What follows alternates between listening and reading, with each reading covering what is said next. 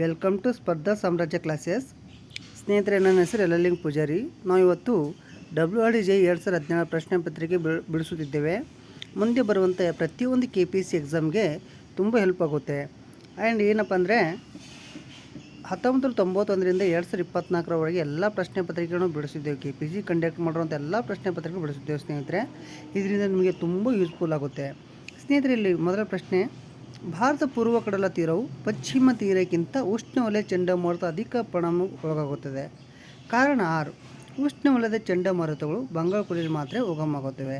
ಸ್ನೇಹಿತರೆ, ನಾವು JEE ಏನು ಎಕ್ಸಾಮ್ ಬರೀತಿದ್ದೀವಲ್ಲ, ಸ್ಟೇಟ್ಮೆಂಟ್ ಮೇಲೆ ಭಾಳಷ್ಟು ಪ್ರಶ್ನೆಗಳು ಬರ್ತವೆ. ಅದಕ್ಕೋಸ್ಕರ ನಾವು ಪ್ರಶ್ನೆ ಪತ್ರಿಕೆ ಬಿಡಿಸ್ಬೇಕು. ಅದೇ ರೀತಿ ಡಿಟೇಲಾಗಿ ಓದಬೇಕು ಸ್ನೇಹಿತರೆ.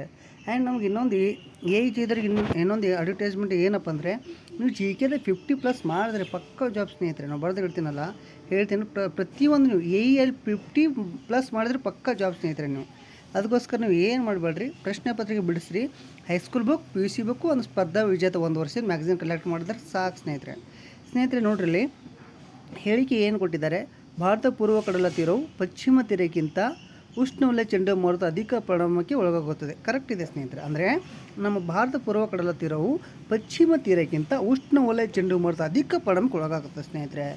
ಕಾರಣ ಏನು ಕೊಟ್ಟಿದ್ದಾರೆ ಅವರು: ಉಷ್ಣವಲಯ ಚಂಡಮಾರುತಗಳು ಬಂಗಾಳಕೊಲ್ಲಿಯಲ್ಲಿ ಮಾತ್ರ ಉಗಮವಾಗುತ್ತೆ. ತಪ್ಪು. ಅರಬ್ಬಿ ಸಮುದ್ರ ಕೂಡ ಅಲ್ಲಿ ಉಗಮವಾಗುತ್ತೆ. ಆಪ್ಷನ್ ಏನು ಕೊಟ್ಟಿದ್ದಾರೆ ಅವರು: ಎ ಸರಿ, ಆದರೆ ಆ ತಪ್ಪು. ಕರೆಕ್ಟ್ ಇದೆ ಸ್ನೇಹಿತರೆ.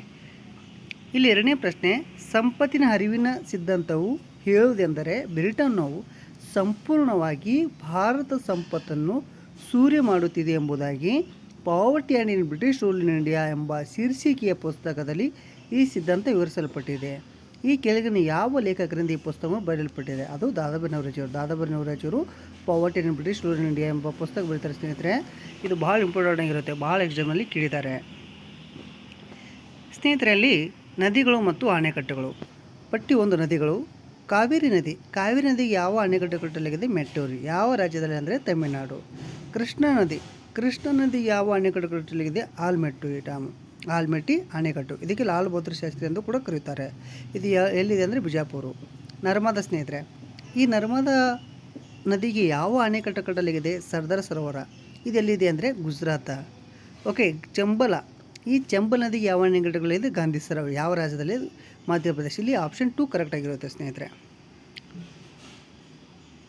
4ನೇ ಪ್ರಶ್ನೆ: ಆರ್ಥಿಕ ಬೆಳವಣಿಗೆಯ ಪ್ರಕ್ರಿಯೆಯಲ್ಲಿ ಸುಸ್ಥಿರತೆಯನ್ನು ಉಳಿಸಲು ಸಂಪನ್ಮೂಲಗಳಲ್ಲಿನ ಉತ್ಪಾದಕತೆಯಲ್ಲಿನ ಕೊರತೆಯು 1991ರ ಹೊಸ ಆರ್ಥಿಕ ನೀತಿಯ ಅವಶ್ಯಕತೆಯನ್ನುಂಟು ಮಾಡಿತು. ಹೊಸ ನೀತಿಯ ಮುಖ್ಯ ಘಟಕಗಳೆಂದರೇನು? ಅಲ್ಲಿ ಸ್ನೇಹಿತರೆ ಉದಾರೀಕರಣ, ಖಾಸಗೀಕರಣ, ಜಾಗತೀಕರಣ. ಇಲ್ಲಿ ಈ ಮೇಲಿನ ಹೇಳಿಕೆಗಳಲ್ಲಿ ಯಾವುದು ಸರಿ? ಇಲ್ಲಿ ಈ ABC 3 ಸರಿ ಸ್ನೇಹಿತರೆ. ಇದು ಭಾಳಷ್ಟು ಬಾರಿ ರಿಪೀಟ್ ಆದಂಥ ಪ್ರಶ್ನೆ. PWDನಲ್ಲಿ ಬಂದಿತ್ತು ಸ್ನೇಹಿತರೆ, ಗ್ರೂಪ್ ಸಿನಲ್ಲಿ ಬಂದಿತ್ತು. ಇದು ನೆನಪಿಟ್ಕೊಳ್ಳಿ. ಅಂದರೆ 1991ರ ಹೊಸ ಆರ್ಥಿಕ ನೀತಿಯ ಅವಶ್ಯಕತೆಯನ್ನುಂಟು ಮಾಡಿತು. ಹೊಸ ನೀತಿಯ ಮುಖ್ಯ ಘಟಕಗಳು ಅಂದರೆ ಉದಾರೀಕರಣ, ಖಾಸಗೀಕರಣ, ಜಾಗತೀಕರಣ. 5ನೇ ಪ್ರಶ್ನೆ: ಈ ಕೆಳಗಿನ ಅಂಶಗಳ ಪೈಕಿ ಯಾವುದು ದಕ್ಕನಿನ ಲಾವಾ ಮಣ್ಣಿನಲ್ಲಿ ನೀರು ಹರಿವಿಗೆ ಕಾರಣ ಆಯಿತು ಸ್ನೇಹಿತರೆ? ಯಾವುದರಿಂದ ನೀರು ಹರಿವಿಗೆ ಕಾರಣ ಆಯಿತು ಅಂದರೆ ಇಲ್ಲಿ ಕರೆಕ್ಟ್ ಆನ್ಸರ್ ನೀರಾವರಿ ಪ್ರಾರಂಭ. ನೋಡ್ರಿ, ಎ ಮಾತ್ರ ಕರೆಕ್ಟ್ ಆಗಿರುತ್ತೆ. ನೀರಾವರಿ ಪ್ರಾರಂಭ ಅಂದರೆ ನೀರಾವರಿ ಪ್ರಾರಂಭ ಮಾಡಿದ್ರಿಂದ ದಕ್ಕನಿನ ಲಾವಾ ಮಣ್ಣಿನಲ್ಲಿ ನೀರು ಹರಿವಿಗೆ ಕಾರಣ ಆಯಿತು. ಅಂದರೆ ಭೂಮಿ ನೀರು ಹೀರ್ಕೊಳ್ಳೋ ಕಾರಣ ಆಯ್ತಲ್ಲಿ. ಓಕೆ. 6ನೇ ಪ್ರಶ್ನೆ: ಕಾನ್ಸಾಸ್, ಒಕ್ಲಹೋಮಾ, ಟೆಕ್ಸಾಸ್ ಮತ್ತು ದಕ್ಷಿಣ ಕ್ಯಾಲಿಫೋರ್ನಿಯಾ ಕ್ಷೇತ್ರಗಳು ಈ ಕೆಳಗಿನ ಯಾವ ಚಟುವಟಿಕೆಗಳಿಗೆ ಪ್ರಸಿದ್ಧವಾಗಿವೆ? ಸ್ನೇಹಿತರೆ, ಸರಿಯಾದ ಉತ್ತರ ಕಬ್ಬಿಣ ಗಣಿಗಾರಿಕೆ. ಕಾನ್ಸಾಸು, ಒಕ್ಲಹೋಮಾ, ಟೆಕ್ಸಾಸ್ ಮತ್ತು ದಕ್ಷಿಣ ಕ್ಯಾಲಿಫೋರ್ನಿಯಾ ಕ್ಷೇತ್ರಗಳು ಕಬ್ಬಿಣ ಗಣಿಗಾರಿಕೆಗೆ ಪ್ರಸಿದ್ಧವಾಗಿವೆ. ಅಂದರೆ ಕಾನ್ಸಾಸ್, ಒಕ್ಲಹೋಮಾ, ಟೆಕ್ಸಾಸ್ ಮತ್ತು ದಕ್ಷಿಣ ಕ್ಯಾಲಿಫೋರ್ನಿಯಾ ಎಲ್ಲಿದೆ? ಅವು 4 ಕ್ಷೇತ್ರಗಳು ನಾವು ಅಮೆರಿಕದಲ್ಲಿ ನೋಡ್ಬೋದು. ಇಲ್ಲಿ 7ನೇ ಪ್ರಶ್ನೆ: ಭಾರತ ಸಾಗಣೆ ವ್ಯವಸ್ಥೆಗೆ ಸಂಬಂಧಿಸಿದಂತೆ ಈ ಹೇಳಿಕೆಗಳನ್ನು ಗಮನಿಸಿ. ಎ. ಭಾರತೀಯ ರೈಲ್ವೆ ವ್ಯವಸ್ಥೆಯು ಜಗತ್ತಿನಲ್ಲಿ ಅತಿ ದೊಡ್ಡದು. ಬಿ. ರಾಜ್ಯಗಳ ಪೈಕಿ ಕೇರಳ ಅತಿ ಹೆಚ್ಚು ಮೇಲ್ಮೈ ರಸ್ತೆ ದಟ್ಟಣೆ ಇದೆ. ಸಿ. ರಾಷ್ಟ್ರೀಯ ಹೆದ್ದಾರಿ ಸಂಖ್ಯೆ 7 ದೇಶದಲ್ಲಿ ಉದ್ದವಾದದ್ದು. ಸ್ನೇಹಿತರೆ, ಇಲ್ಲಿ ಎ ತಪ್ಪಾಗಿರುತ್ತೆ. ಯಾಕೆಂದರೆ ಭಾರತೀಯ ರೈಲ್ವೆ ವ್ಯವಸ್ಥೆ ಜಗತ್ತಿನಲ್ಲಿ ಅತಿ ದೊಡ್ಡದಲ್ಲ. ಮತ್ತು ಯಾವುದಿದೆ? USA, ಅಮೇರಿಕ ಇದೆ. ಬಿ. ರಾಜ್ಯಗಳ ಪೈಕಿ ಕೇರಳದಲ್ಲಿ ಅತಿ ಹೆಚ್ಚು ಮೇಲ್ಮೈ ರಸ್ತೆ ದಟ್ಟಣೆ ಇದೆ. ರೈಟು ಇದೆ. ಸಿ. ರಾಷ್ಟ್ರೀಯ ಹೆದ್ದಾರಿ ಸಂಖ್ಯೆ 7 ದೇಶದಲ್ಲಿಯೂ ಉದ್ದವಾದದ್ದು ಸ್ನೇಹಿತರೆ. ಇದು ನಾವು ಕನ್ಫ್ಯೂಸ್ ಮಾಡ್ಕೋಬೋದು. 44 ಇದೆ ಅಲ್ರಿ, ಓಕೆ, ಅದು ಮೊದಲು 7 ಕರಿತಿದ್ರಿ, 44ಗೆ ಮೊದಲು 7 ಕರೀತಾರೆ ಸ್ನೇಹಿತರೆ. ಈಗ ಅದು ಪ್ರಸ್ತುತ ಅದರ ಹೆಸರು 44. ರಾಷ್ಟ್ರೀಯ ಹೆದ್ದಾರಿ ಏನು 44 ಇದೆಯಲ್ಲ, ಇಡೀ ಭಾರತ ದೇಶದಲ್ಲಿ ಅತ್ಯಂತ ದೊಡ್ಡ ಉದ್ದದ ಹೆದ್ದಾರಿ ಸ್ನೇಹಿತರೆ. ಇದು ಕಾಶ್ಮೀರದಿಂದ ಕನ್ಯಾಕುಮಾರಿಯವರೆಗೆ ಸಂಪರ್ಕ ಕಲ್ಪಿಸುತ್ತದೆ. 8ನೇ ಪ್ರಶ್ನೆ, ಫ್ರಾನ್ಸ್ನ ಪ್ಯಾರಿಸ್ನಲ್ಲಿ ಸ್ಟೇಡ್ ರೋಲ್ಯಾಂಡ್ ಗ್ಯಾರೋಸ್ನಲ್ಲಿ ನಡೆದ ಒಂದು ಪ್ರಮುಖ ಫ್ರೆಂಚ್ ಓಪನ್ ಟೆನ್ನಿಸ್ ಪಂದ್ಯಾವಳಿಯು ರೋಲ್ಯಾಂಡ್ ಗ್ಯಾರೋಸ್ ಎಂದು ಕರೆಯಲ್ಪಟ್ಟಿದೆ. 2017 ಫ್ರೆಂಚ್ ಓಪನ್ನಲ್ಲಿ ಮಿಕ್ಸಡ್ ಡಬಲ್ಸ್ ಕ್ಯಾಟಗರಿ ವಿಜೇತರು ಯಾರು ಅಂದರೆ ಆಪ್ಷನ್ 3 ರೋಹನ್ ಬೋಪಣ್ಣ ಮತ್ತು ಗ್ಯಾಬ್ರಿಯಲ್. ಇದು ಕರೆಂಟ್ ಅಫೇರ್ಸ್ ಆಗಿರುತ್ತೆ ಸ್ನೇಹಿತರೆ. ಇಲ್ಲಿ ನೋಡ್ರಿ, ಇಲ್ಲಿ 71ನೇ ಪ್ರಶ್ನೆ, ಸ್ವಾತಂತ್ರ್ಯ ದಿನಾಚರಣೆಯ ಸಂದರ್ಭದ ಪೂರ್ವಭಾವಿಯಾಗಿ ಭಾರತಕ್ಕೆ ವೀರ್ ಎಂಬ ಪೋರ್ಟಲ್ನ ಉತ್ತೇಜನಕ್ಕಾಗಿ ಲೈವ್ ಟ್ವಿಟರ್ ವಾಲನ್ನು ಈ ಕೆಳಗಿನ ಯಾವ ಸಚಿವರು ಚಾಲನೆಗೊಳಿಸಿದರು? 1 ರಾಮ್ ಶಂಕರ್ ಪ್ರಸಾದ್, ಅನಂತ್ ಕುಮಾರ್, ರಾಜನಾಥ್ ಸಿಂಗ್. ಇಲ್ಲಿ 3 ರಾಜನಾಥ್ ಸಿಂಗ್ ಸ್ನೇಹಿತರೆ. ಇಲ್ಲಿ 10ನೇ ಪ್ರಶ್ನೆ ಭಾಳ ಇಂಪಾರ್ಟೆಂಟ್ ಆಗಿರುತ್ತೆ. ಯಾಕೆಂದರೆ ನಮ್ಮ ಪ್ರತಿಯೊಂದು ಎಕ್ಸಾಮ್ನಲ್ಲಿ ಕೇಳಿರುವಂಥ ಪ್ರಶ್ನೆ ಸ್ನೇಹಿತರೆ, ಲೈಟ್ ಮೇಲಿಂದ. ಓಕೆ, ರಸ್ತೆಯಲ್ಲಿನ ಎಣ್ಣೆಯು ತೇಪೆಗಳು ವಾಹನದ ಸೋರಿಕೆಯಿಂದ ಉಂಟಾಗಿದ್ದು ಇವು ಹಲವು ಬಣ್ಣಗಳು ಪ್ರದರ್ಶಿಸಲು ಕಾರಣವಾದ ವಿದ್ಯಮಾನ ಯಾವುದು? ವ್ಯತೀಕರಣ ಸ್ನೇಹಿತರೆ, ಇಂಟರ್ಫರೆನ್ಸ್ ಆಫ್ ಲೈಟ್. ಸ್ನೇಹಿತರೆ, ಈಗ RWS 2022ರಲ್ಲಿ ಲೈಟ್ ಮೇಲೆ ಪ್ರಶ್ನೆ ಬಂದಿತ್ತು. WRD 2023ರಲ್ಲಿ ಲೈಟ್ ಮೇಲೆ ಬಂದಿತ್ತು. ಮುನ್ಸಿಪಲ್ ಕಾರ್ಪೊರೇಷನ್ 2023ರಲ್ಲಿ ಅಲ್ಲಿ 4 ಪ್ರಶ್ನೆಗಳು ಬಂದಿತ್ತು ಸ್ನೇಹಿತರೆ ಲೈಟು. CTನಲ್ಲಿ ಬಂದಿತ್ತು. KPSC ಕಂಡಕ್ಟ್ ಮಾಡಿರುವಂಥ ಎಲ್ಲ ಪ್ರಶ್ನೆ ಪತ್ರಿಕೆಗಳಲ್ಲಿ ಇದು ಲೈಟ್ ಮೇಲಿಂದ ಒಂದು ಟಾಪಿಕ್ ಬಂದೇ ಬರುತ್ತೆ, ಪ್ರಶ್ನೆ ಬಂದೇ ಬರುತ್ತೆ. ಅಂದರೆ ಸ್ನೇಹಿತರೆ, ನಾವು ಸೈನ್ಸ್ ಓದ್ತೀವಲ್ಲ JEಗೆ, ನಾವು ಕೆಲವು ಟಾಪಿಕ್ಗಳು ಮಾತ್ರ ಓದ್ಬೇಕು ಸ್ನೇಹಿತರೆ. ಯಾವ ಅಂದರೆ ಎಲ್ಲ ಓದ್ಕೊಂಡ್ರಬಾರ್ದು. ಯಾವಂದರೆ ಫಿಸಿಕ್ಸ್ನಲ್ಲಿ ಗ್ರಾವಿಟಿ, ಸೌಂಡ್, ಲೈಟ್, ಇವು 3 ಚಾಪ್ಟರ್ ಪರ್ಫೆಕ್ಟಾಗಿ ಓದಬೇಕು. ಇನ್ನೊಂದು ಸ್ನೇಹಿತರೆ, ಇಲ್ಲಿ ಬಯಾಲಜಿನಲ್ಲಿ ರೋಗಗಳು ವಿಟಮಿನ್ಸ್ಗಳು ಸ್ನೇಹಿತರೆ. ಆ್ಯಂಡ್ ಇನ್ನೊಂದು ಏನಂದರೆ ಸೆಲ್ಸು, ಜೀವಕೋಶ, ಇನ್ನೊಂದು ಆಹಾರ ಮತ್ತು ಆಹಾರದ ಘಟಕಗಳು, ಮತ್ತು ಸಸ್ಯ ಸಾಮ್ರಾಜ್ಯ ಭಾಳ ಇಂಪಾರ್ಟೆಂಟಾಗಿ ಓದಬೇಕು ಸ್ನೇಹಿತರೆ. ಕೆಲವು ಬ್ಲಡ್ಡು ಒಂದು 5 ಟಾಪಿಕ್ ಬಯಾಲಜಿನಲ್ಲಿ ಒಂದು ಈ ಬ್ಲಡ್ ಆಗಲಿ, ಮತ್ತು ಆಹಾರ ಮತ್ತು ಆಹಾರದ ಘಟಕಗಳಾಗಲಿ, ಜೀವಕೋಶ ಆಗಲಿ, ಮತ್ತು ಸಸ್ಯ ಸಾಮ್ರಾಜ್ಯ ಆಗಲಿ, ಮತ್ತು ಡಿಸೀಸ್ಗಳು ಭಾಳ ಇಂಪಾರ್ಟೆಂಟ್ ಹೋಗಬೇಕು. 1ರಿಂದ 2 ಪ್ರಶ್ನೆಗಳು ಡಿಸೀಸ್ ಮೇಲೆ ಬಂದೇ ಬರ್ತವೆ. ಮೊನ್ನೆ WRDನಲ್ಲಿ ಕೇಳಿದರು, RWSನಲ್ಲಿ ಕೇಳಿದರು, ಮತ್ತು ನಮ್ಮ ಮುನ್ಸಿಪಲ್ ಕಾರ್ಪೊರೇಷನಲ್ಲಿ ಕೇಳಿದರು. ಓಕೆ, ನೋಡ್ರಿ, ರಸ್ತೆಯಲ್ಲಿ ಎಣ್ಣೆ ತೇಪೆಗಳು ವಾಹನದ ಸೋರಿಕೆಯಿಂದ ಉಂಟಾಗಿದ್ದು ಇವು ಹಲವು ಬಣ್ಣಗಳು ಪ್ರದರ್ಶಿಸಲು ಕಾರಣವಾದ ವಿದ್ಯಮಾನವೆಂದರೆ ವ್ಯತೀಕರಣ. ಇಲ್ಲಿ ಬೆಳಕಿನ ವಿದ್ಯಮಾನಗಳಿಂದಲೇ ಕ್ವಶನ್ ಕೇಳ್ತಾರೆ. ಇಲ್ಲಿ ನೋಡೋಣ ಸ್ನೇಹಿತರೆ, ಕೆಲವು ವ್ಯತೀಕರಣ ಬೆಳಕಿನ ವ್ಯತೀಕರಣಕ್ಕಿಲ್ಲ ಅನ್ವಯಗಳು ನೋಡೋಣ. ಸಾಬೂನಿನ ಉರಿಯ ಮೇಲೆ ಬೆಳಕು ಬಿದ್ದ ವರ್ಣಗಳು ಕಾಣ್ತದೆ, ಇದರಿಂದ ಬೆಳಕಿನ ವ್ಯತೀಕರಣದಿಂದನೇ. ಮಳೆ ಹನಿ ಬಿದ್ದ ಟಾರಸ್ತೆ ಮೇಲೆ ಪೆಟ್ರೋಲ್ ಹನಿ ಚೆಲ್ಲಿದಾಗ ಕಾಣುವ ವರ್ಣಗಳು, ಅದು ಬೆಳಕಿನ ವ್ಯತೀಕರಣದಿಂದನೇ. ಸಿಡಿಗಳ ಮೇಲ್ಮೈ ಬಣ್ಣ ಕಾಣಿಕೊಳ್ಳಲು ಬೆಳಕಿನ ವ್ಯತೀಕರಣನೇ. ಸ್ನೇಹಿತರೆ, ಪ್ರತಿಫಲನ. ಬೆಳಕಿನ ಪ್ರತಿಫಲ ಅಂದರೆ ಏನು ಅಂದರೆ ನಯವಾದ ಮತ್ತು ಅಪಾರದರ್ಶಕವಾದ ವಸ್ತುವಿನ ಮೇಲೆ ಬಿದ್ದು ಏನು ಬೆಳಕು ಬೀಳ್ತದಲ್ಲ, ಅದು ಹಿಂದಕ್ಕೆ ಬರ್ತದೆ ಸ್ನೇಹಿತರೆ. ಓಕೆ, ನಯವಾದ ವಸ್ತುವಿನ ಮೇಲೆ ಬಿದ್ದ ಬೆಳಕು ಹಿಂದಕ್ಕೆ ಬರೋದನ್ನು ಏನಂತ ಕೇಳ್ತೀವಿ? ಬೆಳಕಿನ ಪ್ರತಿಫಲನ. ಇದು ಎಲ್ಲಿ ಕಾಣ್ತದೆ ಅಂದರೆ ನಮಗೆ ಈ ನಿಂತ ನೀರಿನಲ್ಲಿ ಸುತ್ತಲಿನ ದೃಶ್ಯ ಕಾಣ್ತದೆ. ಸ್ಟಿಲ್ ತಟ್ಟೆಗಳ ಮೇಲೆ ಕನ್ನಡಿ ಮೇಲೆ ಬಿದ್ದ ಬೆಳಕು ಹಿಂದಕ್ಕೆ ಬರ್ತದೆ. ಓಕೆ, ಕನ್ನಡಿ ಹಿಂದೆ ನಾವು ಅಮಲ್ಗಮ್ ಲೇಪನ ಇರುತ್ತೆ ಸ್ನೇಹಿತರೆ. ನೋಡ್ರಲ್ಲಿ, ಓಕೆ, ತಳಗೆ ನೋಡ್ರಿ ವಕ್ರೀಭವನ ಸ್ನೇಹಿತರೆ, ರಿಫ್ಲೆಕ್ಷನ್ ಆಫ್ ಲೈಟು. ಇಲ್ಲಿ ನೀರು ತುಂಬಿದ ಗಾಜಿನ ಲೋಟದಲ್ಲಿ ಪೆನ್ಸಿಲ್ ಬಾಗಿದಂತ ಕಾಣಿಸ್ತದೆ ನಮಗೆ. ಅದೇ ರೀತಿ ನೀರು ತುಂಬಿದ ತೊಟ್ಟಿಯ ತಳಭಾಗ ಮೇಲೆ ಬಂದಂತೆ ಕಾಣಿಸ್ತದೆ. ಅಂದರೆ ನೀರೇನು ತುಂಬಿದ ತೊಟ್ಟಿ ಇರ್ತಲ್ಲ ಸ್ನೇಹಿತರೆ, ಅದು ಏನು ತಳಭಾಗ ಇರ್ತಲ್ಲ, ಅದು ಮ್ಯಾಲೆ ಬಂದಂತ ಕಾಣುತ್ತದೆ.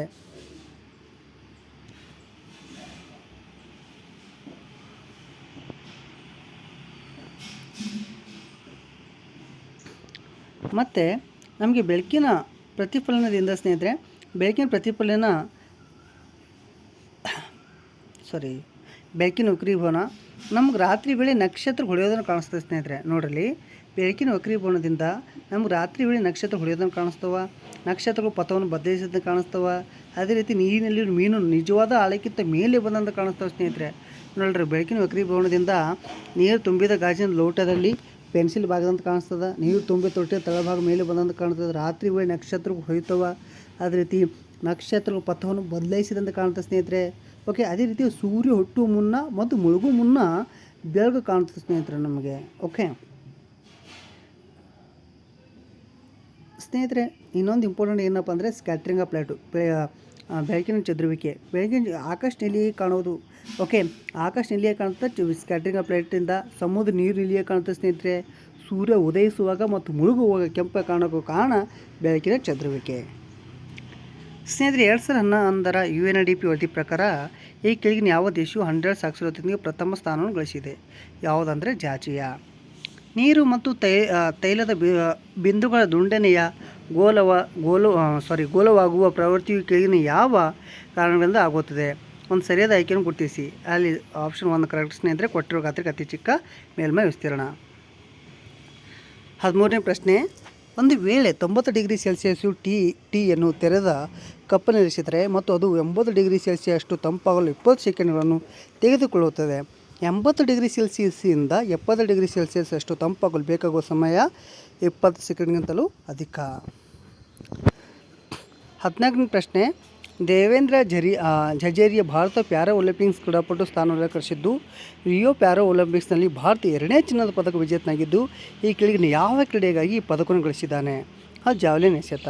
ಅದೆಲ್ಲ ಕರೆಂಟ್ ಅಫೇರ್ಸ್ ಆಗುತ್ತೆ ಸ್ನೇಹಿತರೆ. ಇವೆಲ್ಲ ಭಾರತದಲ್ಲಿ ಜುಲೈ 2017ರಲ್ಲಿ ನಡೆದ 22ನೇ ಏಷ್ಯನ್ ಅಥ್ಲೆಟಿಕ್ಸ್ ಚಾಂಪಿಯನ್ಶಿಪ್ 2017 ಈ ಕೆಳಗಿನ ಯಾವ ಸ್ಥಳದಲ್ಲಿ ಜರುಗಿತ್ತು?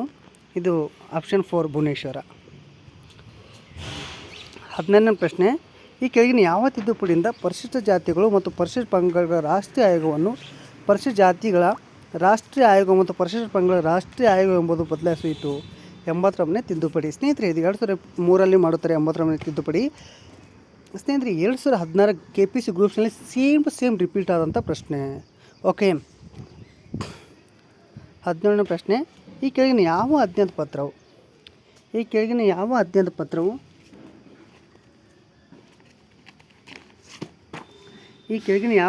ಪತ್ರವು ವ್ಯಕ್ತಿಯ ಸ್ವತಂತ್ರ ರಕ್ಷೆ ಎಂದು ಕರೆಯಲ್ಪಟ್ಟಿದೆ? ಸ್ನೇಹಿತರೆ, ಇಲ್ಲಿ ಸರಿಯಾದ ಉತ್ತರ ಯಾವುದಂದರೆ ಬಂಧಿ ಪ್ರತ್ಯಕ್ಷೀಕರಣ, ಹೇಬಿಯಸ್ ಕಾರ್ಪಸ್ಸು. ಸ್ನೇಹಿತರೆ, ನಾವು ರೀಟ್ ಮೇಲೆ KPCದವರು ಫೇವ್ರೇಟ್ ಟಾಪಿಕ್ ರೀಟು. ಯಾಕೆಂದರೆ ಅವ್ರು ಪ್ರತಿಯೊಂದು ಎಕ್ಸಾಮ್ ನೋಡ್ರಿ ನೀವು, ಅವ್ರು ಏನು ಮಾಡ್ತಾರೆ, ರೀಟ್ ಮೇಲಿಂದ ತೆಗಿತಾರೆ.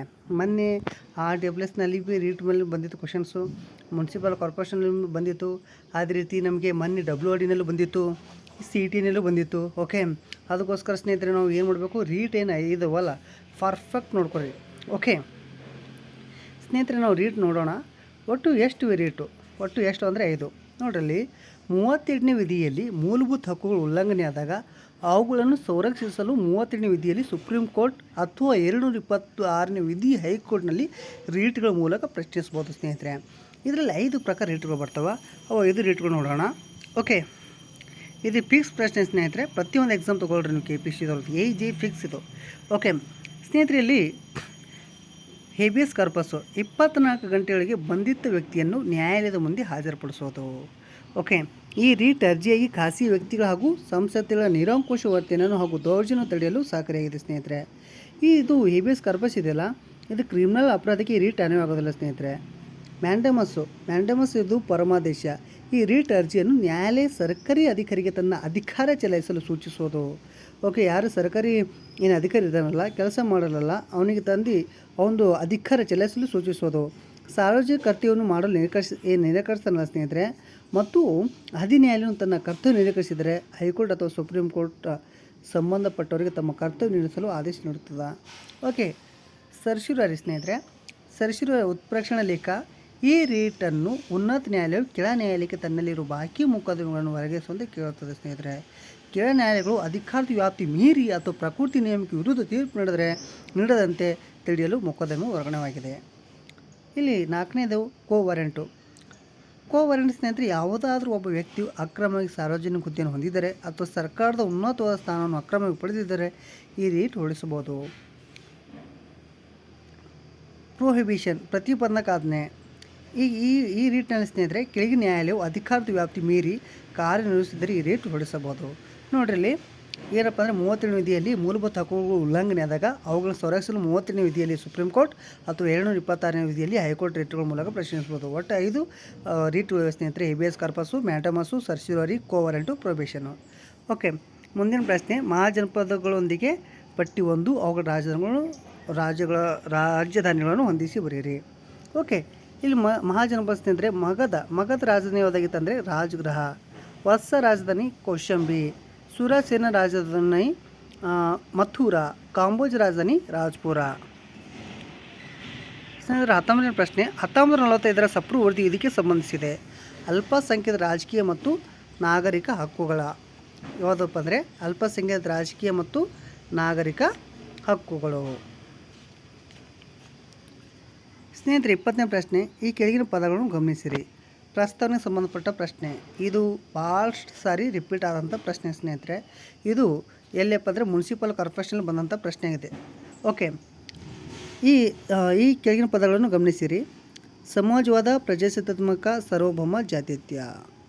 ಓಕೆ, ಇಲ್ಲಿ ಸರಿಯಾದ ಉತ್ತರ ಸ್ನೇಹಿತರೆ CADB, ಸಾರ್ವಭೌಮ, ಸಮಾಜವಾದ, ಜಾತ್ಯತೀತ, ಪ್ರಜಾಸತ್ತಾತ್ಮಕ ದೇಶ ಸ್ನೇಹಿತರೆ ನಮ್ಮದು. ಓಕೆ, ಭಾರತವನ್ನು ಸಾರ್ವಭೌಮ, ಸಮಾಜವಾದಿ, ಧರ್ಮ ನಿರಪೇಕ್ಷ, ಪ್ರಜಾಸತ್ತಾತ್ಮಕ ಗಣರಾಜ್ಯವಾಗಿದೆ ಸ್ನೇಹಿತರೆ.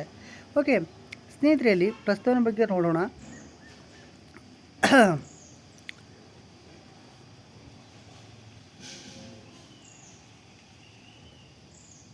ಸ್ನೇಹಿತರೆ, ಪ್ರಸ್ತಾವನೆಯು ಸಂವಿಧಾನದ ಪೂರ್ವಪೀಠಿಕೆಯನ್ನು ರಾಜ್ಯ ಸರ್ಕಾರ ಸ್ವರೂಪವನ್ನು ತಿಳಿಸುತ್ತದೆ. ಇದನ್ನು ಸಂವಿಧಾನದ ಕೈಗನ್ನಡಿ ಎಂದು ಕರೀತಾರೆ ಸ್ನೇಹಿತರೆ. ಇಲ್ಲಿ ಏನು ಇಂಪಾರ್ಟೆಂಟ್ ಏನಪ್ಪ ಅಂದರೆ ಸಂವಿಧಾನದ ಪ್ರಸ್ತಾವನೆಯನ್ನು ರಾಜಕೀಯ ಜಾತಕ ಎಂದು ಯಾರು ಕರೀತಾರಪ್ಪ ಅಂದ್ರೆ ಕೆ ಮುನ್ಷಿಯವರು. ಇಲ್ಲಿ ಪ್ರಸ್ತಾವನೆಯ ಪರಿಕಲ್ಪನೆಯನ್ನು ಅಮೆರಿಕ ದೇಶದ ಸಂವಿಧಾನ ಎರವಲು ಪಡೆಯಲಾಗಿದೆ. ಭಾಳ ಇಂಪಾರ್ಟೆಂಟ್ ಸ್ನೇಹಿತರೆ. ಪ್ರಸ್ತಾವನೆಯ ಪರಿಕಲ್ಪನೆಯನ್ನು ಯಾವ ದೇಶದಿಂದ ಎರವಲು ಪಡೆಯಲಾಗಿದೆಯಪ್ಪ ಅಂದರೆ ಅಮೆರಿಕ ದೇಶದಿಂದ ಎರವಲು ಪಡೆಯಲಾಗಿದೆ. ಇಲ್ಲಿ ಸ್ನೇಹಿತರೆ ಪ್ರಸ್ತಾವನೆಗೆ ಸಂಬಂಧಪಟ್ಟ ಕೆಲವು ಕೋರ್ಟ್ ಪ್ರಕರಣಗಳು ಸ್ನೇಹಿತರೆ. ಇಲ್ಲಿ ನೋಡ್ರಲ್ಲಿ ಕೆಲವು ಪ್ರಕರಣಗಳು ಭಾಳ ಇಂಪಾರ್ಟೆಂಟ್ ಪ್ರಕರಣಗಳು ಸ್ನೇಹಿತರೆ. ಇಲ್ಲಿ ಏನಪ್ಪ ಅಂದರೆ ಬೇರು ಪ್ರಕರಣ ವರ್ಸಸ್ ಪಂಜಾಬ್ ರಾಜ್ಯ 1960.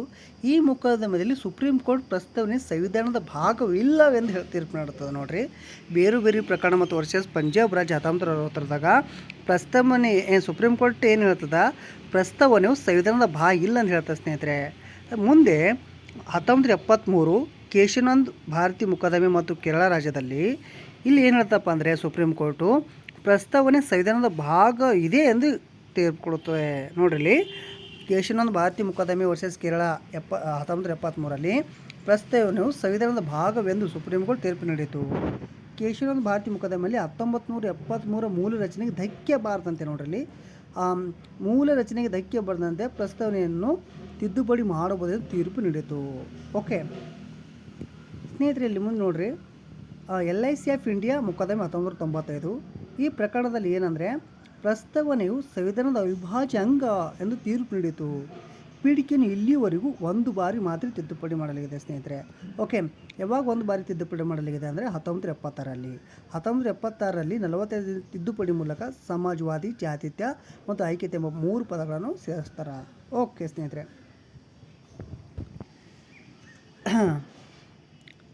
ವಾಕು ಮತ್ತು ಅಭಿವ್ಯಕ್ತಿ ಸ್ವಾತಂತ್ರ್ಯವನ್ನು ಸಂವಿಧಾನವಿದ ಆಧಾರದ ಮೇಲೆ ನಿರ್ಬಂಧಿಸಿದೆ. ಓಕೆ ಸ್ನೇಹಿತರೆ, ಇಲ್ಲಿ ವಾಕ್ ಮತ್ತು ಅಭಿವ್ಯಕ್ತಿ ಸ್ವಾತಂತ್ರ್ಯವನ್ನು ಸಂವಿಧಾನವಿದ ಆಧಾರದ ಮೇಲೆ ನಿರ್ಬಂಧಿಸಿದೆ. ಇಲ್ಲಿ ABD, ಇಲ್ಲಿ ಮಾನನಷ್ಟ, ನ್ಯಾಯಾಂಗ ನಿಂದನೆ, ಪರಿಶಿಷ್ಟ ಪಂಗಡಗಳ ರಕ್ಷಣೆ, ಈ 3 ಮೇಲೆ ನಿರ್ಬಂಧಿಸಿದೆ ಸ್ನೇಹಿತರೆ. ABC ಮಾತ್ರ ಸರಿ. ಸ್ನೇಹಿತರೆ, ಇಲ್ಲಿ ಮೂಲಭೂತ ಹಕ್ಕುಗಳು ವಿಧಿ 12ರಿಂದ 32ವರೆಗೆ ಮೂಲಭೂತ ಹಕ್ಕುಗಳ ಕುರಿತು ವಿವರಿಸಲಾಗಿದೆ ಸ್ನೇಹಿತರೆ. ನೋಡ್ರಿ, ಇಲ್ಲಿ ಏನಂದರೆ ವಿಧಿ 19ರಲ್ಲಿ ಸ್ನೇಹಿತರೆ, ವಿಧಿ 19ರಲ್ಲಿ ನಮಗೆ 6 ಸ್ವತಂತ್ರ ಹಕ್ಕುಗಳಿವೆ ಸ್ನೇಹಿತರೆ.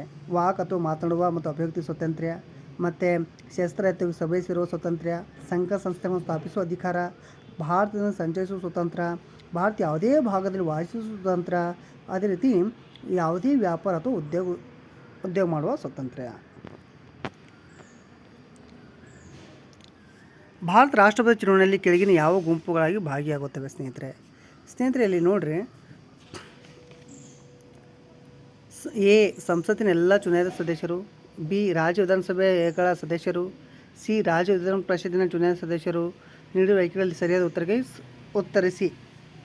ನೀಡಿರುವ ಆಯ್ಕೆಗಳ ಸರಿಯಾದ ಉತ್ತರಕ್ಕಾಗಿ ಸಂಕೇತವನ್ನು ಆರಿಸಿ.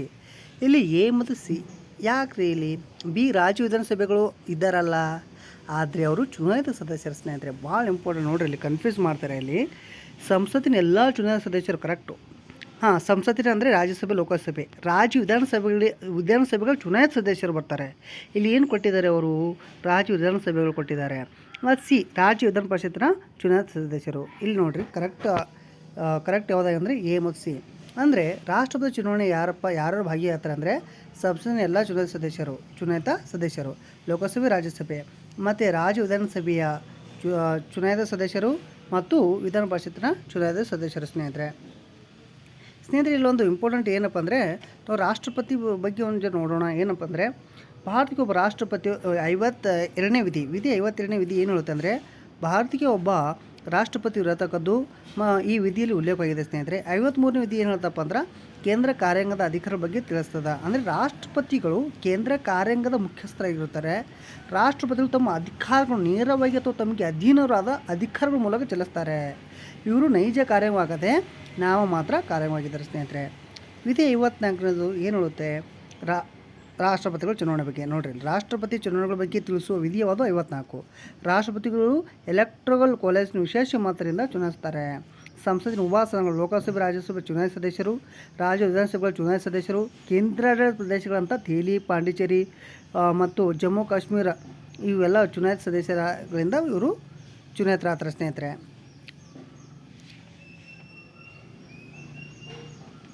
ಸ್ನೇಹಿತರೆ ಇಲ್ಲಿ 61ನೇ ವಿಧಿ ಏನು ಹೇಳ್ತಪ್ಪ ಅಂದರೆ ರಾಷ್ಟ್ರಪತಿಯವರು ಪದಚ್ಯುತಿ ಬಗ್ಗೆ ಹೇಳುತ್ತೆ, ಮಹಾಭಿಯೋಗ ಬಗ್ಗೆ ಹೇಳುತ್ತೆ. ಅಂದರೆ ಗೌರವಾನ್ವಿತ ಸ್ಥಾನದಲ್ಲಿರುವ ರಾಷ್ಟ್ರಪತಿಯವರು ಸಂವಿಧಾನ ಉಲ್ಲಂಘಿಸಿದರೆ ಅವರು ಪದವಿಯ ಅವಧಿ ಮುಗಿಯುವ ಮುನ್ನವೇ ಮಹಾಭಿಯೋಗದ ಮೂಲಕ ಅವರನ್ನು ಪದವಿಯಿಂದ ತೆಗೆದುಹಾಕಬಹುದು. ಯಾವುದೇ ಸದನದಲ್ಲಿ ಬೇಕಾದರೂ ಮಹಾಭಿಯೋಗ ಮಾಡ್ಬೋದು ಸ್ನೇಹಿತರೆ.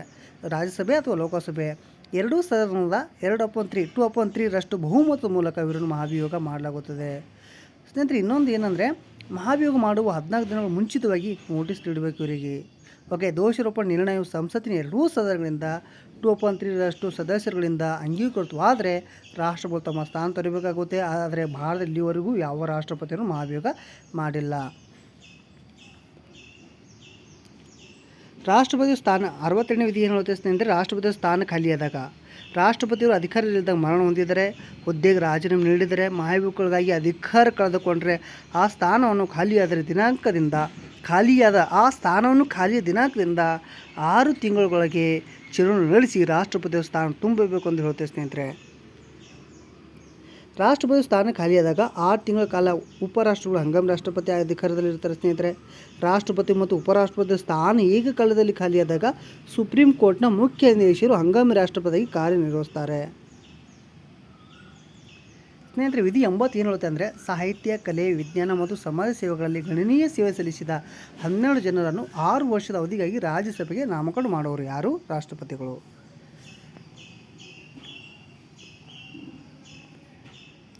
23ನೇ ಪ್ರಶ್ನೆ, ಈ ಕೆಳಗಿನ ಸಮಿತಿಗಳಲ್ಲಿ ಯಾವುದು ಲೋಕಸಭೆಯಿಂದ ಮಾತ್ರ ರಚಿತವಾಗುತ್ತೆ ಸ್ನೇಹಿತರೆ?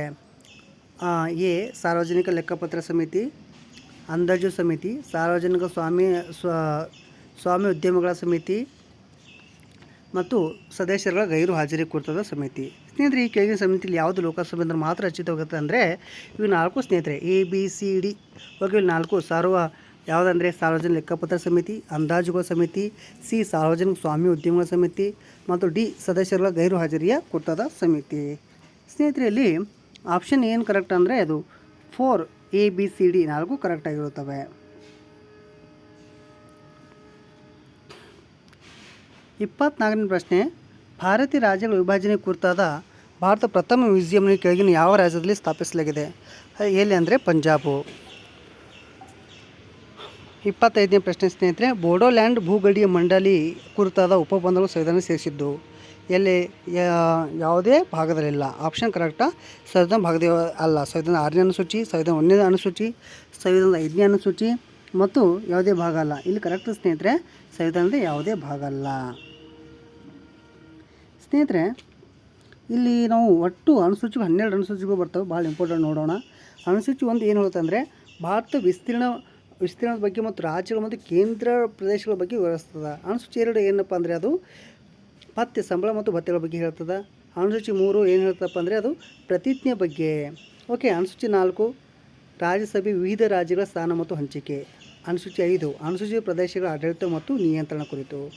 ಅನುಸೂಚಿತ 6 ಅಸ್ಸಾಮ, ತ್ರಿಪುರ, ಮೇಘಾಲಯ ಮತ್ತು ಮಿಜೋರಾಂ ರಾಜ್ಯಗಳಲ್ಲಿನ ಅನುಸೂಚಿತ ಪ್ರದೇಶಗಳ ಆಡಳಿತ ವಿವರಣೆ ಹೇಳುತ್ತೆ. ಅನುಸೂಚಿತ 7 ಕೇಂದ್ರ ಪಟ್ಟಿ, ಸಮವರ್ತಿ ಪಟ್ಟಿ ಮತ್ತು ರಾಜ್ಯ ಪಟ್ಟಿ ಬಗ್ಗೆ ತಿಳಿಸುತ್ತದೆ. ಓಕೆ, ಅನುಸೂಚಿ 8 ಅಧಿಕೃತ ಭಾಷೆಗಳ ವಿವರಣೆ.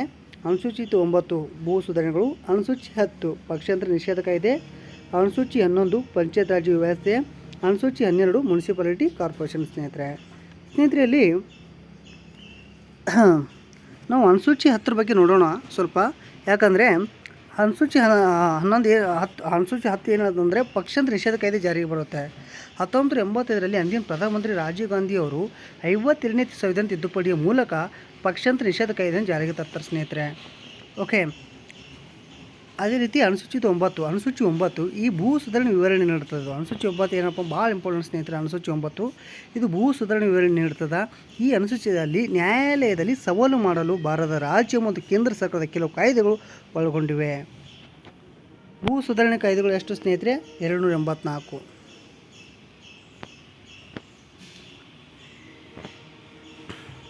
ಇಲ್ಲಿ ಬೋಡೋಲ್ಯಾಂಡ್ ಅಂದರೆ ಏನು ಸ್ನೇಹಿತರೆ? ಬೋಡೋಲ್ಯಾಂಡು ಇದು ಅಸ್ಸಾಂನಲ್ಲಿ ಬರುವಂಥ ಬುಡಕಟ್ಟುಗಳ ಗುಂಪಾಗಿದೆ ಸ್ನೇಹಿತರೆ. ಅದು ಪುಸ್ತಕಗಳೊಂದಿಗೆ ಅವುಗಳ ಲೇಖಕರು. ಪುಸ್ತಕಗಳು ವಾರ್ ಆ್ಯಂಡ್ ಪೀಸ್ ಬರೆದವರು ಲಿಯೋ ಟಾಲ್ಸ್ಟಾಯ್ ಅವರು. ಎನಿಮಲ್ ಫಾರ್ಮ್ ಬರೆದವರು ಜಾರ್ಜ್ ಆರ್ವೆಲ್ ಅವರು. ನೋ ಫುಲ್ ಸ್ಟಾಪ್ ಸೀನ್ ಬರೆದವರು ಮ್ಯಾಕ್ ಟುಲ್ಲಿ. ದಿ ಫ್ಯಾಮಿಶಿಲ್ಡ್ ರೋಡ್ ಬರೆದವರು ಓನ್ ಓಕ್ರಿ ಅವರು. ಸ್ನೇಹಿತರೆ, ರೈಲ್ವೆಗಳು ಕೇಂದ್ರ ಕಾರ್ಯಸ್ಥಾನಗಳು. ಈಸ್ಟರ್ನ್ ರೈಲ್ವೆ ಎಲ್ಲಿ ಬರುತ್ತೆ ಅಂದರೆ ಕೋಲ್ಕತ್ತಾ. ಈಸ್ಟ್ ಸೆಂಟ್ರಲ್ ರೈಲ್ವೆ ಎಲ್ಲಿ ಬರುತ್ತೆ ಅಂದರೆ ಹಾಜಿಪುರು. ಈಸ್ಟ್ ಕೋಸ್ಟ್ ರೈಲ್ವೆ ಎಲ್ಲಿ ಬರುತ್ತೆ ಅಂದರೆ ಭುವನೇಶ್ವರ. ನಾರ್ತ್ ವೆಸ್ಟರ್ನ್ ರೈಲ್ವೆ ಎಲ್ಲಿ ಬರುತ್ತೆ ಅಂದರೆ ಜೈಪುರು. ಮತ್ತು ನಾರ್ತನ್ ರೈಲ್ವೆ ಎಲ್ಲಿ ಬರುತ್ತೆ ಅಂದರೆ ನವದೆಹಲಿ. ನಾರ್ತ್ ಸೆಂಟ್ರಲ್ ರೈಲ್ವೆ ಎಲ್ಲಿ ಬರುತ್ತೆ ಅಂದರೆ ಅಲಹಾಬಾದು. ಇದು 2 ಕರೆಕ್ಟಾಗಿರುತ್ತೆ. 28ನೇ ಪ್ರಶ್ನೆ ಸ್ನೇಹಿತರೆ, ಮಾಹಿತಿ ಹಕ್ಕು ಸೂಚಿಸುವುದು. ಮಾಹಿತಿ ಹಕ್ಕು ಯಾವ ಬರ್ತದೆ ಅಂದರೆ 2005ರಲ್ಲಿ ಮಾಹಿತಿ ಹಕ್ಕು ಬರ್ತದೆ ಸ್ನೇಹಿತರೆ. ಓಕೆ, ಈ ಮಾಹಿತಿ ಹಕ್ಕು ಏನು ಸೂಚಿಸ್ತದಪ್ಪ ಅಂದರೆ ಸರ್ಕಾರದ ಮಾಹಿತಿಯನ್ನು ಪಡೆದುಕೊಳ್ಳಲು ಜನರಿಗೆ ಇರುವ ಸ್ವಾತಂತ್ರ್ಯ. ಕರೆಕ್ಟಾಗಿದೆ. ನಾಗರಿಕರು ಮತ್ತು ಸರ್ಕಾರೇತರ ಸಂಸ್ಥೆಗಳು ಸರ್ಕಾರದ ಕಾರ್ಯಾಚರಣೆಗಳು, ತೀರ್ಮಾನಗಳು ಮತ್ತು ಕಾರ್ಯನಿರ್ವಹಣೆಗೆ ಸಂಬಂಧಪಟ್ಟ ಎಲ್ಲ ಕಡತಗಳ ಬಗ್ಗೆ ಮತ್ತು ದಾಖಲೆಗಳ ಬಗ್ಗೆ ಉಚಿತ ಮಾಹಿತಿ ಪಡೆದುಕೊಳ್ಳಲು ಹೊಂದಿರುವ ಸ್ವಾತಂತ್ರ್ಯ. ಕರೆಕ್ಟಾಗಿದೆ. ಮತ್ತು 3 ಏನಂದರೆ ಸರ್ಕಾರದ ಕಾರ್ಯವೈಖರಿಯಲ್ಲಿನ ಪಾರದರ್ಶಕತೆ ಮತ್ತು ಮುಕ್ತತೆ. ಸರಿಯಾದ ಸ್ನೇಹಿತರೆ, ಇಲ್ಲಿ ಅದು 1 2 3 3 ಕರೆಕ್ಟ್ ಇದೆ ಅಂದರೆ ಮೇಲ್ಕಂಡೆಲ್ಲವೂ ಕರೆಕ್ಟು. 29ನೇ ಪ್ರಶ್ನೆ, ರಾಜ್ಯದ ಸಂಚಿತ ನಿಧಿಯಿಂದ ಶಾಸಕಾಂಗದ ಅನುಮೋದನೆ ಇಲ್ಲದೆ ಹಣವನ್ನು ಬಳಸುವುದಿರುವ ನೋಡಿಕೊಳ್ಳುವುದು ಯಾರ ಕರ್ತವ್ಯವಾಗಿದೆ? ಇದು ಭಾರತ ನಿಯಂತ್ರಕ ಮತ್ತು ಮಹಾಲೇಖಪಾಲಕರು ಸ್ನೇಹಿತರೆ. ಓಕೆ, ಭಾಳ ಇಂಪಾರ್ಟೆಂಟ್ ನೋಡ್ರಿ ಇದು. ರಾಜ್ಯದ ಸಂಚಿತ ನಿಧಿಯಿಂದ ಶಾಸಕಾಂಗದ ಅನುಮೋದನೆ ಇಲ್ಲದೆ ಹಣವನ್ನು ಬಳಸಿದರೆ ನೋಡಿಕೊಳ್ಳುವುದು ಯಾರ ಕರ್ತವ್ಯವಾಗಿದೆ? ಭಾರತ ನಿಯಂತ್ರಕರು ಮತ್ತು ಮಹಾಲೇಖಪಾಲಕರು.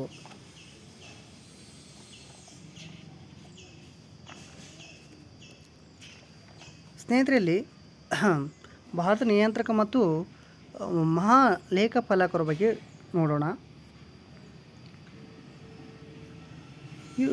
ಇವರು ಈಗ ಭಾರತ ನಿಯಂತ್ರಕ ಮತ್ತು ಮಹಾಲೇಖಪಾಲಕರ ಬಗ್ಗೆ ತಿಳಿಸಿಕೊಡುವ ವಿಧಿ ಯಾವುದು ಸ್ನೇಹಿತರೆ? 148. ಓಕೆ, ಇವರು ಭಾರತೀಯ ಶ್ರೇಣಿಗಳಲ್ಲಿ 9ನೇ ಸ್ಥಾನದಲ್ಲಿ ಬರ್ತಾರೆ ಸ್ನೇಹಿತರೆ. ಮತ್ತು ಸುಪ್ರೀಂ ಕೋರ್ಟ್ನ ನ್ಯಾಯಾಧೀಶರಿಗೆ ಸಮನಾಗಿರ್ತಾರೆ ಇವರು ಸಾರ್ವಜನಿಕ ಹಣಕಾಸು ಕಾಯುವ ಕಾವಲ್ ನಾಯಿ ಎನ್ನುವ ಸ್ನೇಹಿತರೆ ಇವರಿಗೆ. ಓಕೆ, ಇವರನ್ನು ಪ್ರಧಾನಮಂತ್ರಿಗಳು ಸಲಹೆ ಮೇರೆಗೆ ರಾಷ್ಟ್ರಪತಿ ನೇಮಕ ಮಾಡ್ತಾರೆ ಸ್ನೇಹಿತರೆ. ಈ ಕಂಟ್ರೋಲ್ ಆಡಿಟರ್ ಜನರಲ್ ಏನು ಇರ್ತಾರಲ್ಲ, ಓಕೆ, ಇವರಿಗೆ ಯಾರಪ್ಪ ಅಂದರೆ ಪ್ರಧಾನಮಂತ್ರಿಗಳ ಸಲಹೆ ಮೇರೆಗೆ ರಾಷ್ಟ್ರಪತಿಗಳು ನೇಮಕ ಮಾಡ್ತಾರೆ. ಇವ್ರಿಗೆ ಪ್ರಮಾಣ ವಚನ ಬೋಧಿಸೋರು ಯಾರಪ್ಪ ಅಂದರೆ ರಾಷ್ಟ್ರಪತಿಗಳು. ಇವರು ತಮ್ಮ ರಾಜೀನಾಮೆ ಯಾರಿಗೆ ಕೊಡ್ತಾರೋ ರಾಷ್ಟ್ರಪತಿ ಹೇಳ್ತಾರೆ ಸ್ನೇಹಿತರೆ. ಕಂಟ್ರೋಲ್ ಆ್ಯಂಡ್ ಆಡಿಟರ್ ಜನರಲ್ ಅವರ ಬಗ್ಗೆ ತಿಳಿಸಿಕೊಡೋ ವಿಧಿ 148. ಮತ್ತು ಇವರಿಗೆ ಯಾರು ಅಪಾಯಿಂಟ್ ಮಾಡ್ತಾರೆ? ರಾಷ್ಟ್ರಪತಿಯವರು. ಓಕೆ, ಮತ್ತು ಇವರು ಅಧಿಕಾರಾವಧಿ ಸುಪ್ರೀಂ ಕೋರ್ಟ್ ನ್ಯಾಯಾಧೀಶರಿಗೆ ಸಮಾನವಾಗಿರ್ತಾರೆ ಇವರು ಅಧಿಕಾರಾವಧಿ ಎಷ್ಟಪ್ಪ ಅಂದರೆ 6 ವರ್ಷ ಅವಧಿ. ನೋಡ್ರಲ್ಲಿ ಕಂಟ್ರೋಲ್ ಆ್ಯಂಡ್ ಆಡಿಟರ್ ಜನರಲ್ ಅವರ ವಿಧಿ ಎಷ್ಟಪ್ಪ ಅಂದರೆ 148 ತಿಳಿಸಿಕೊಡೋ ವಿಧಿ. ಇವರು ಅಧಿಕಾರಾವಧಿ 6 ವರ್ಷ ಅಥವಾ 65ನೇ ವರ್ಷ ವಯಸ್ಸಿನವರೆಗೆ. ಇವರು ನಿವೃತ್ತಿ ನಂತರ ಸರ್ಕಾರ ಹುದ್ದೆ ಸ್ವೀಕರಿಸುವಂತಿಲ್ಲ ಸ್ನೇಹಿತರೆ. ಓಕೆ,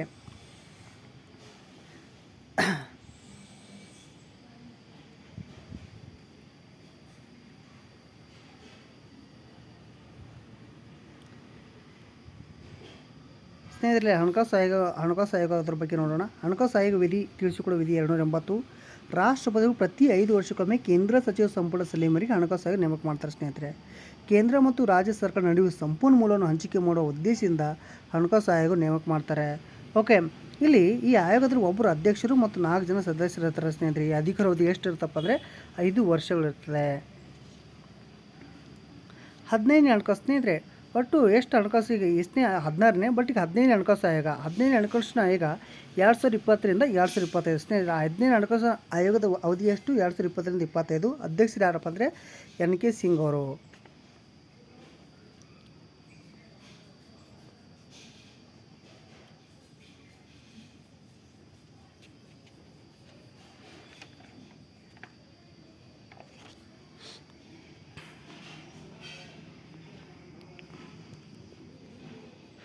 30ನೇ ಪ್ರಶ್ನೆ, ಒಡೆಯರು ಮನೆತನದ ಕೊನೆಯ ದೊರೆಯು ಹೈದರ್ ಅಲಿಯಿಂದ ಸೋಲಿಸಲ್ಪಟ್ಟಿದ್ದು. ಇವರು ಈ ಕೆಳಗಿನಲ್ಲಿ ಯಾರಿಗಿದ್ದಾರೆ? ಕೃಷ್ಣರಾಜ ಒಡೆಯರು. ಕರೆಕ್ಟ್ ಸ್ನೇಹಿತರೆ, ಯಾವುದು? ಕೃಷ್ಣರಾಜ ಒಡೆಯರು. ಭಾರತ ಸಂವಿಧಾನವು ಭಾರತ ಧರ್ಮ ನಿರಪೇಕ್ಷ ರಾಜ್ಯವನ್ನು ಸ್ಥಾಪಿಸಿರುತ್ತೆ. ಅದರ ಅರ್ಥವೇನು ಸ್ನೇಹಿತರೆ ಅಲ್ಲಿ? ಓಕೆ, ಧರ್ಮ ನಿರಪೇಕ್ಷ ರಾಜ್ಯವನ್ನು ಸ್ಥಾಪಿಸುತ್ತೆ. ಅದರ ಅರ್ಥವೇನಪ್ಪ ಅಂದರೆ ಏನು ಕೊಟ್ಟಿದ್ದಾರೆ? ರಾಜ್ಯವು ಧಾರ್ಮಿಕ ವಿಷಯಗಳಲ್ಲಿ ತಟಸ್ಥವಾಗಿರುತ್ತೆ. ಕರೆಕ್ಟು. ರಾಷ್ಟ್ರವು ಧರ್ಮದ ಆಧಾರದ ಮೇಲೆ ನೇಮಕಾತಿ ವಿಷಯಗಳಲ್ಲಿ ಯಾವುದೇ ತಾರತಮ್ಯ ಮಾಡುವುದಿಲ್ಲ. ಕರೆಕ್ಟಾಗಿದೆ ಸ್ನೇಹಿತರೆ. ಇಲ್ಲಿ ಸಿ ಏನಿದೆ? ರಾಜ್ಯ ನಿಧಿಗಳಿಂದ ನಡೆಯುವ ಅಥವಾ ರಾಜ್ಯದಿಂದ ಧನ ಸಹಾಯ ಪಡೆಯುವಂಥ ಶೈಕ್ಷಣಿಕ ಸಂಸ್ಥೆಗಳಲ್ಲಿ ಧಾರ್ಮಿಕ ಬೋಧನೆಗಳನ್ನು ನೀಡಬಹುದು. ತಪ್ಪು ಸ್ನೇಹಿತರೆ, ಇದೇ ಸಿ ತಪ್ಪು. ರಾಜ್ಯ ನಿಧಿಗಳಿಂದ ನಡೆಯುವ ಅಥವಾ ರಾಜ್ಯದಿಂದ ಧನ ಸಹಾಯ ಪಡೆಯುವಂಥ ಶೈಕ್ಷಣಿಕ ಸಂಸ್ಥೆಗಳಲ್ಲಿ ಧಾರ್ಮಿಕ ಬೋಧನೆಗಳು ನೀಡುವಂತಿಲ್ಲ. ಓಕೆ, ಸಿ ತಪ್ಪಾಗಿದೆ. ಡಿ ಏನು ಕೊಟ್ಟಿದ್ದಾರೆ ಅವರು? ಜನರು ಯಾವುದೇ ಧರ್ಮವನ್ನು ಕುರಿತು ಉಪದೇಶಿಸಬಹುದು, ಆಚರಿಸಬಹುದು ಮತ್ತು ಪ್ರಸಾರ. ಕರೆಕ್ಟ್ ಇದೆ. ಅಂದರೆ ಎ ಬಿ ಡಿ ಕರೆಕ್ಟ್ ಆಗಿರುತ್ತೆ. ಆಪ್ಷನ್ ನೋಡ್ರಲ್ಲಿ ಎ ಬಿ ಡಿ ಕರೆಕ್ಟ್ ಸ್ನೇಹಿತರೆ. 32ನೇ ಪ್ರಶ್ನೆ, ಇಂದ್ರಾವತಿ ರಾಷ್ಟ್ರೋದ್ಯಾನ ಎಲ್ಲಿದೆ? ಅದು ಛತ್ತೀಸ್ಗಢ ರಾಜ್ಯದಲ್ಲಿದೆ. 33ನೇ ಪ್ರಶ್ನೆ, ಯಾವುದೇ ಪ್ರದೇಶದ ಉಷ್ಣಾಂಶದ ಮೇಲೆ ಪ್ರಭಾವ ಬೀರುವ ಅಂಶಗಳು ಯಾವುವು ಅಂದರೆ ಅಲ್ಲಿ A B C D 4 correct ಇದೆ ಸ್ನೇಹಿತರೆ. ಸಾಗರ ಪ್ರವಾಹಗಳು ಮತ್ತು ಮಾರುತ, ಎತ್ತರ, ಅಕ್ಷಾಂಶ ಮತ್ತು ಸ್ವಾಭಾವಿಕ ಸಸ್ಯವರ್ಗ. 34 ಏನು ಕೊಟ್ಟಿದ್ದಾರೆ ಅವರು? ಎಲ್ಲ ನಿರ್ದಿಷ್ಟ ತತ್ವಗಳನ್ನು ಪಾಲಿಸಿದರೆ ನಮ್ಮ ದೇಶ ಭೂಮಿ ಮೇಲಿನ ಸ್ವರ್ಗ ಆಗಿಬಿಡುತ್ತದೆ ಅಂತ ಹೇಳಿದವರು ಯಾರು? MC ಚಾಗಲ ಅವರು. ಓಕೆ, MC ಚಾಗಲ ಅವರು ಏನು ಹೇಳ್ತಾರೆ? ಎಲ್ಲ ನಿರ್ದಿಷ್ಟ ತತ್ವಗಳನ್ನು ಪಾಲಿಸಿದರೆ ನಮ್ಮ ದೇಶ ಭೂಮಿಯ ಮೇಲಿನ ಸ್ವರ್ಗ ಆಗಿಬಿಡುತ್ತೆ ಅಂತ ಹೇಳ್ತಾರೆ. 35ನೇ ಪ್ರಶ್ನೆ ಸ್ನೇಹಿತರೆ, ಇಲ್ಲಿ ಅಧ್ಯಕ್ಷರುಗಳು ವೇತನ ಆಯೋಗಗಳೊಂದಿಗೆ ಅವರ ಅಧ್ಯಕ್ಷರುಗಳನ್ನು ಹೊಂದಿಸಿ. ಅಂದರೆ ವೇತನ ಆಯೋಗಗಳು ಅಧ್ಯಕ್ಷರು ಸ್ನೇಹಿತರೆ. 7ನೇ ವೇತನ ಆಯೋಗದ ಅಧ್ಯಕ್ಷರು, 6ನೇ ವೇತನ ಆಯೋಗದ ಅಧ್ಯಕ್ಷರು, 5ನೇ ವೇತನ ಅಧ್ಯಕ್ಷರು, 4ನೇ, 3ನೇ. ಸ್ನೇಹಿತರೆ ಆಪ್ಷನ್ 2 ಕರೆಕ್ಟ್ ಆಗಿರುತ್ತೆ ನೋಡಿರಿ. 7ನೇ ವೇತನ ಆಯೋಗದ ಅಧ್ಯಕ್ಷರು ಯಾರಿಗಿರ್ತಾರೆ ಅಂದರೆ ಅಶೋಕ್ ಕುಮಾರ್ ಮಥುರ್. ಓಕೆ, ಅಶೋಕ್ ಕುಮಾರ್ ಮಥುರ್ ಅವರು 7ನೇ ವೇತನ ಆಯೋಗದ ಅಧ್ಯಕ್ಷರು ಯಾರಾಗಿರ್ತಾರೆ? ಅಶೋಕ್ ಕುಮಾರ್ ಮಥುರ್ ಅವರು. 6ನೇ ವೇತನದ ಆಯೋಗ ಯಾರು? BN ಶ್ರೀಕೃಷ್ಣ ಅವರು. 7ನೇ ವೇತನದ ಆಯೋಗ ಅಧ್ಯಕ್ಷರು ಅಶೋಕ್ ಕುಮಾರ್ ಮಥುರ. 6ನೇ ವೇತನ ಆಯೋಗದ ಅಧ್ಯಕ್ಷರು BN ಶ್ರೀಕೃಷ್ಣ ಅವರು. ಇಲ್ಲಿ 5ನೇ ವೇತನ ಆಯೋಗದ ಅಧ್ಯಕ್ಷರು ರತ್ನವೇಲ್ ಪಾಂಡ್ಯನ್. 5ನೇ ವೇತನ ಅಧ್ಯಕ್ಷರು ಸ್ನೇಹಿತರೆ ರತ್ನವೇಲ್ ಪಾಂಡ್ಯನ್. 4ನೇ ವೇತನ ಆಯೋಗದ ಅಧ್ಯಕ್ಷರು PN ಸಿಂಗಲ್ ಅವರು. 3ನೇ ವೇತನ ಆಯೋಗದ ಅಧ್ಯಕ್ಷರು ರಘುವೀರ್ ದಯಾಳ್ ಅವರು. 7ನೇ ವೇತನ ಆಯೋಗದ ಅಧ್ಯಕ್ಷರು ಯಾರಾಗಿರ್ತಾರೆ? ಅಶೋಕ್ ಕುಮಾರ್ ಮಥುರ. 6ನೇ ವೇತನ ಆಯೋಗದ ಅಧ್ಯಕ್ಷರು BN ಕೃಷ್ಣ ಅವರು. 5ನೇ ವೇತನ ಆಯೋಗದ ರತ್ನವೇಲ್ ಪಾಂಡ್ಯನ್. 4ನೇ ವೇತನ ಆಯೋಗದ ಅಧ್ಯಕ್ಷರು PN ಸಿಂಗಲ್ ಅವರು. 3ನೇ ವೇತನದ ಆಯೋಗರು ರಘುವೀರ್ ದಯಾಳ್ ಅವರು.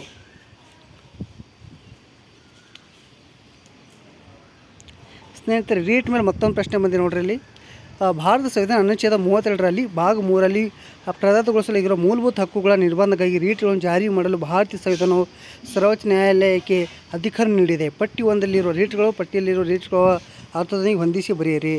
ಓಕೆ, ಇಲ್ಲಿ ಆಪ್ಷನ್ 1 ಕರೆಕ್ಟಾಗಿದೆ. ಅಂದರೆ ಹೇಬಿಯಸ್ ಕಾರ್ಪಸ್ ನೀವು ಕಾಯವನ್ನು ಹೊಂದಬಹುದು. ಮ್ಯಾಂಡಮಸ್ ನಾವು 15% ಎಂದು ಹೇಳುತ್ತದೆ. ಸರ್ಶ್ಯೂರರಿ ದೃಢಪಡಿಸಲಾಗುವುದು. ಕೋವಾರೆಂಟ್ ನಿಮ್ಮ ಅಧಿಕಾರವನ್ನು. ಓಕೆ ಸ್ನೇಹಿತರೆ, ಅಲ್ಲಿ ಇವು ಸಂಕೇತಗಳ ಸಹಾಯದಿಂದ ಉತ್ತರಗಳು ಇಲ್ಲಿ ಆಪ್ಷನ್ 1 ಕರೆಕ್ಟಾಗಿರುತ್ತೆ. 37ನೇ ಪ್ರಶ್ನೆ, 2011 ಜನಗಣತಿಯಲ್ಲಿ ಮಹಿಳಾ ಸಾಕ್ಷರತೆ ದರವು 57.6ರಷ್ಟು ಕನಿಷ್ಠ ಇರುವ ರಾಜ್ಯ ಅಂದರೆ ಅದು ರಾಜಸ್ಥಾನ. ಭಾರತದಲ್ಲಿ ಅತ್ಯುತ್ತಮ ಜೀವವೈದ್ಯ ಮಂಡಳಿಯ ಪ್ರಶಸ್ತಿಯನ್ನು ಕರ್ನಾಟಕದ ಜೀವವೈದ್ಯ ಮಂಡಳಿಗೆ ನೀಡಲಾದ ವರ್ಷ 2009-2010ರಲ್ಲಿ. 39ನೇ ಪ್ರಶ್ನೆ, ಕೆಳಗಿನ ಹೆಸರುಗಳಲ್ಲಿ ಹಂಪಿ ಹೀಗೆಂದು ಕರೆಯಲ್ಪಟ್ಟಿಲ್ಲ. ಅಂದರೆ ಹಂಪಿ ಯಾವ ಹೆಸರಿಂದ ಕರಿತಿದ್ರು? ವಿರೂಪಾಕ್ಷ ತೀರ್ಥ, ಪಂಪಾ ತೀರ್ಥ, ಕಿಷ್ಕಿಂಧೆ ತೀರ್ಥ. ಆದರೆ ಅಗಸ್ತ್ಯ ತೀರ್ಥದಿಂದ ಕರಿತಿರಲಿಲ್ಲ. 40ನೇ ಪ್ರಶ್ನೆ, ವಿವಿಧ ಪ್ರಭೇದಗಳ IUCN ಸ್ಥಾನಮಾನ ಕುರಿತಂತೆ ಕೆಳಗಿನ ಹೇಳಿಕೆಗಳನ್ನು ಪರಿಗಣಿಸಿ.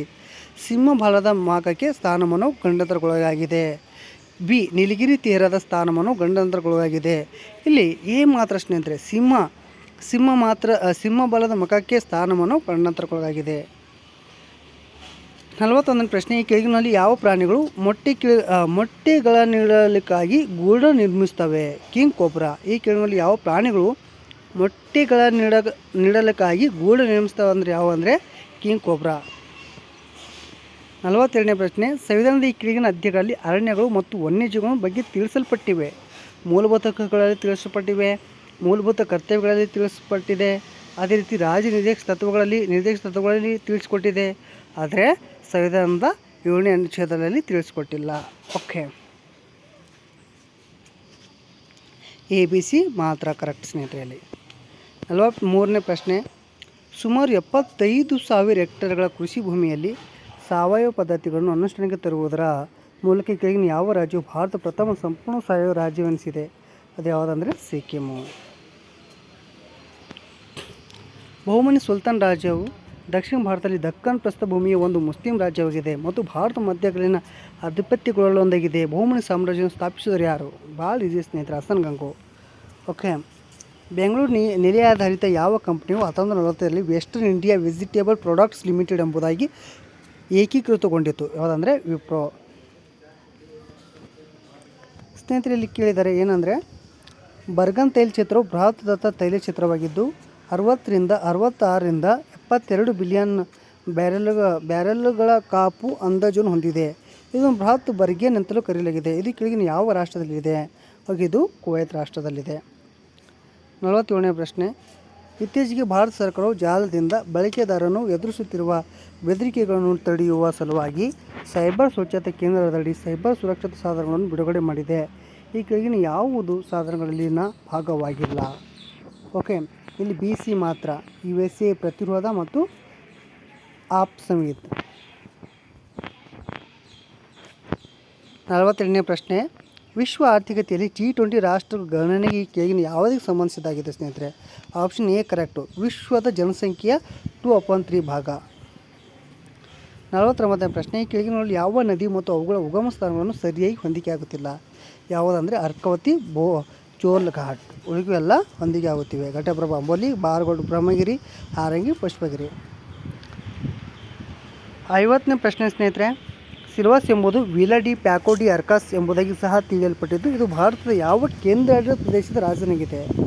ಸಿಲ್ವಾಸ್ ಎಂಬುದು ವಿಲಾ ಡಿ ಪ್ಯಾಕೋ ಡಿ ಅರ್ಕಾಸ್ ಎಂಬುದಾಗಿ ಸಹ ತಿಳಿಯಲ್ಪಟ್ಟಿದ್ದು ಇದು ಭಾರತದ ಯಾವ ಕೇಂದ್ರಾಡಳಿತ ಪ್ರದೇಶದ ರಾಜಧಾನಿಯಾಗಿದೆ ಅಂದರೆ ಅದು ದಾದ್ರಾ ಮತ್ತು ನಗರ ಹವೇಲಿ. ಸ್ನೇಹಿತರೆ, ನಿಮ್ಮ ವಿಡಿಯೋಸ್ ನಿಮ್ಗೆ ಇಷ್ಟವಾದ ಲೈಕ್ ಮಾಡಿರಿ, ಶೇರ್ ಮಾಡಿರಿ, ಸಬ್ಸ್ಕ್ರೈಬ್ ಮಾಡಿರಿ. ಧನ್ಯವಾದಗಳು. ಮುಂದೆ ಎಲ್ಲ KPC ಎಲ್ಲ ಪ್ರಶ್ನೆ ಪತ್ರಿಕೆಗಳು ಬಿಡಿಸ್ತಿದ್ದೇವೆ ಸ್ನೇಹಿತರೆ. ಶುಭ ದಿನ.